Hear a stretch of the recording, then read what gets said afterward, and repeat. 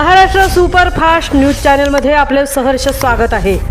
खास सत्याची धार लेखणीची महाराष्ट्रातील ताज्या आणि वेगवान बातम्या पाहण्यासाठी आपल्या हक्काचे चॅनल शेअर करा, लाईक करा आणि सबस्क्राईब करा। धन्यवाद। दिव्यांग कर्मचाऱ्यांच्या प्रलंबित प्रश्नांवर मंत्रालयीन सभा, सचिव तुकाराम मुंढे यांचे तात्काळ तोडग्याचे आश्वासन। महाराष्ट्र राज्य शासन मान्यताप्राप्त अपंग कर्मचारी संघटनेच्या वतीने दिव्यांग कर्मचाऱ्यांच्या प्रलंबित प्रश्नांबाबत मंत्रालयात महत्त्वाची बैठक पार पडली।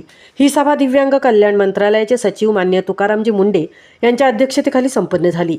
या बैठकीला संघटनेचे राज्याध्यक्ष साईनाथ पवार, राज्य कोषाध्यक्ष विलास भोतमांगे, राज्य उपाध्यक्ष अशोक आठवले, राज्य उपाध्यक्ष व अकोला जिल्हाध्यक्ष संजय बर्डे, BMCचे भारत मोरे सर तसेच नंदुरबार, धाराशिव, बीड जिल्ह्यातील पदाधिकारी व सदस्य मोठ्या संख्येने उपस्थित होते।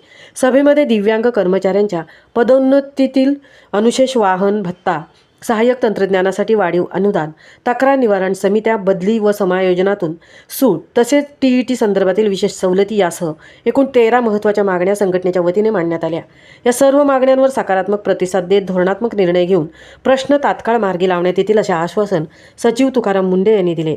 यावेळी संघटनेच्या वतीने तयार करण्यात आलेल्या दिनदर्शिकेचे प्रकाशनही सचिव तुकाराम मुंढे यांच्या हस्ते करण्यात आले। या कार्यक्रमासाठी सभेचे आयोजन आणि चर्चेबद्दल राज्याचे अध्यक्ष साईनाथ पवार यांनी आभार मानले। महाराष्ट्र सुपरफास्टसाठी तृप्ती भोईर, मुंबई।